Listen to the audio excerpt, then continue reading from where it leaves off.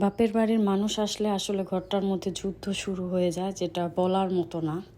তো গরম গরম ভাপা পিঠা নিয়ে বসেছি। রাত্রি বাজে হচ্ছে এখন 12টার সময় গরম গরম ভাপা পিঠা খাবো। বিসমিল্লাহির রহমানির রহিম। আসসালামু আলাইকুম, আমি উর্মি রহমান ঢাকা থেকে বলছি। তো আরেকটা নতুন ব্লগে সবাইকে ওয়েলকাম। তো এখানে হচ্ছে দেখেন, আগের দিন হচ্ছে মাংস রান্না করেছি, সেটা রয়েই গেছে। কিন্তু আমি ডিম দিয়ে হচ্ছে পরোটা খাবো। তো কে কে আছেন এরকম যে মাংসর ঝোল থাকতে, তাও গরুর মাংস, যে ডিম দিয়ে বা ভাজি দিয়ে সবজি দিয়ে পরোটা পছন্দ করেন? আমার কিন্তু খুবই পছন্দ হয়। তো অবশ্যই কমেন্ট করে জানাবেন। তো এখন হচ্ছে সকাল সকাল থেকে আজকে ব্লগটা শুরু করে দিচ্ছি আমার প্রিয় আপু ভাইয়াদের জন্য। তো যারাই হচ্ছে আমার ভিডিওটা দেখেন, অবশ্যই একটা কমেন্ট করবেন, লাইক করবেন, আর যদি পছন্দ হয় শেয়ারও করতে পারেন। তো এই যে আমার মোটামুটি শেষ। এখন হচ্ছে ডিম দিয়ে পরোটা খাবো। এর মধ্যে হচ্ছে দেখেন, আমার মেয়ে হচ্ছে সে খাবে হচ্ছে সমোসা সিঙ্গারা, তার নাকি আজকে খুবই খেতে ইচ্ছে করতেছে। তো ওর জন্য এটা, আমার জন্য এটা। এখন বাজে প্রায় 11টার মতো। এদিক দিয়ে হচ্ছে এত ঠান্ডা, তো এর মধ্যে ভাবতেছি যে আদা পানি খাবো। যেহেতু আদা পানি ট্রাই করে দেখলাম খাওয়া যাবে না, তো ভাবলাম যে রং চাই বানিয়ে ফেলি, ওটা দিয়ে খেয়ে নিব। তো এর মধ্যে হচ্ছে খবর আসলো যে গ্রাম থেকে হচ্ছে আমার খালাতো বোন, নানু তাদের বাসায় ছিল, তাদেরকে নিয়ে আসতেছে। তো দেখেন কি তাড়াহুড়ার মধ্যে আসলে পড়ে যেতে হয়। তো এখন আমি কোন সময় রান্না করব আর কোন সময় কি করব, আমার মাথায় বিন্দু পরিমাণ আসলে কাজ করতেছিল না। এর মধ্যে তো আমাদের রান্না আগের ছিল, তো ওই হিসাবে কি করছি যে ঠান্ডা মাথায় হচ্ছে সকাল থেকে কাজ করা শুরু করে দিচ্ছিলাম। তো ভাবলাম যে না, ঠান্ডা মাথায় কাজ করলে তাড়াতাড়ি কাজ হবে। তো আগে কি করেছি, মাংসটা ভিজিয়ে দেন হচ্ছে পোলাওটা আগে বসিয়ে দিয়েছি যে মাংসটা ভিজতে থাকুক। তো এই যে দেখেন, নাড়াচাড়া শুরু করে দিয়েছি। আর পোলাওটাও হচ্ছে কি হয়, আমি অল্প তেল দিয়ে হচ্ছে সব সময় আমরা পোলাও রান্না করি। আমার মার কাছ থেকে এই রান্নাটা শিখেছি, যেটা হচ্ছে তেল একদম কম থাকবে, বাট খুব টেস্ট হয় এই পোলাওটা, শরীরের জন্য কম ক্ষতি হয়।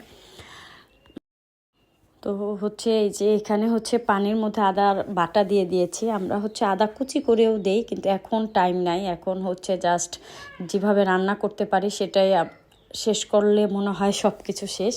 তো এই যে দেখেন, টানা হেঁচড়া করে হচ্ছে কি করেছি, আমি মাংসগুলো ছোটানোর চেষ্টা করতেছি, অর্ধেক কাটছি, অর্ধেক টানা টোনা দিয়ে কি অবস্থা যে শুরু করে দিয়েছে, মনে হয় যুদ্ধ শুরু হয়ে গেছে সংসারের মধ্যে। এই অবস্থা, মানে এক পিস করে আসলে আমি টেনে টুনে ছুটানোর পরে কাটতেছি, আরেক পিস রাখতেছি। মানে এই অবস্থা, মানে এত তাড়াহুড়ার মধ্যে আমি কাজ করেছি যা বলার মতো না। এর মধ্যে হচ্ছে শুধু তো মাংস রান্না করলে হবে না, আরও কিছু রান্না করতে হবে। তো যাই হোক, আলহামদুলিল্লাহ করে ছোটাতে পেরেছি।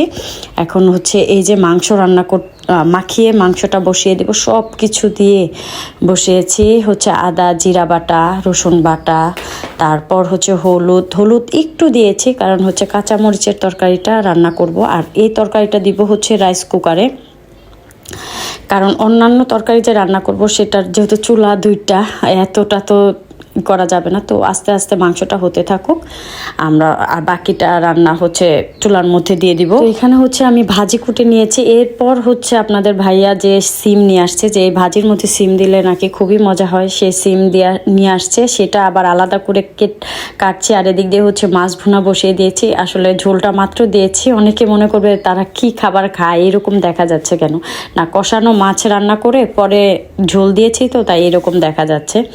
আর এদিক দিয়ে হচ্ছে ভাজি বসিয়ে দিয়েছি, রাইস কুকারে মাংস বসিয়ে দিয়েছি। পোলাওটা অলরেডি হয়ে গেছে। মাংস হওয়ার পরে হচ্ছে আবার একটু সাদা ভাত রান্না করব, কারণ ভাজি দিয়ে আর জার্নি করে আসার পরে কিন্তু ভাজি টাজি দিয়ে ভাত খেলে ভালো লাগে।